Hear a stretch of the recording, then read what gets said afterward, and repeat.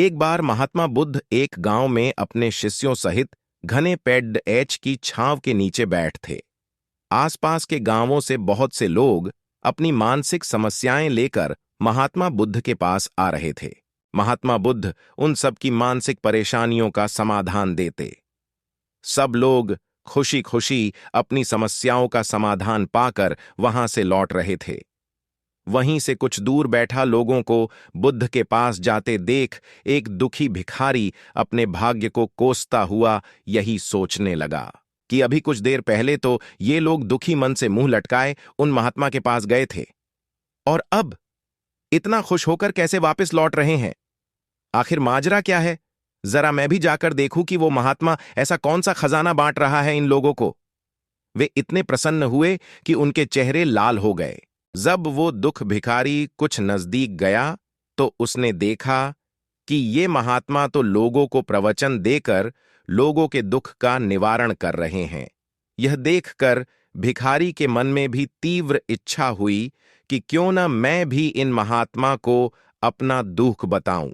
मैं बहुत गरीब हूं, मेरे पास न तो पैसे हैं और न ही कोई ऐसी चीज जिससे मैं किसी की मदद कर सकूं। मैं कोशिश करने पर भी किसी की मदद नहीं कर सकता। मुझे भगवान ने इतना गरीब क्यों बनाया? हे महात्मा, मुझ पर कुछ कृपा करो। इतना बोलते हुए भिखारी रोने लगा। महात्मा बुद्ध बोले, आप बहुत अज्ञानी हैं, क्योंकि आप अभी तक इस भ्रम में जी रहे हो कि तुम्हारे पास कुछ नहीं, जबकि दूसरों को कुछ देने के लिए तुम्हारे पास बहुत कुछ है। तुम बिना धन और वस्तु के भी दूसरों की मदद कर सकते हो। तुम्हारे पास जुबान है जिससे तुम मीठे शब्द बोलकर किसी के दुखी चेहरे पर मुस्कान ला सकते हो। इन्हीं शब्दों की ताकत से तुम किसी के भी टूटते हौसलों को फिर से मजबूत कर सकते हो। इन शब्दों की शक्ति से आप तुम्हारे दो हाथों से किसी भी कमजोर या लाचार व्यक्ति की सहायता कर सकते हो। आपके दो आंखें किसी अंधे को रास्ता दिखा सकते हैं। तुम किसी के लिए दुआ कर सकते हो। यह हो सकता है कि उनके बुरे काम फिर से हो जाएं। आप किसी के अच्छे स्वास्थ्य की कामना कर सकते हैं, लेकिन अज्ञानतावश तुम अब तक इस बात को समझ नहीं पाए और इस भ्रम में अब तक जीते रहे कि तुम्हारे पास मदद करने के लिए कुछ नहीं। किसी की मदद करने के लिए धन और वस्तु का होना अनिवार्य नहीं है। बिना धन और वस्तु के भी हम कई प्रकार से लोगों की मदद कर सकते हैं।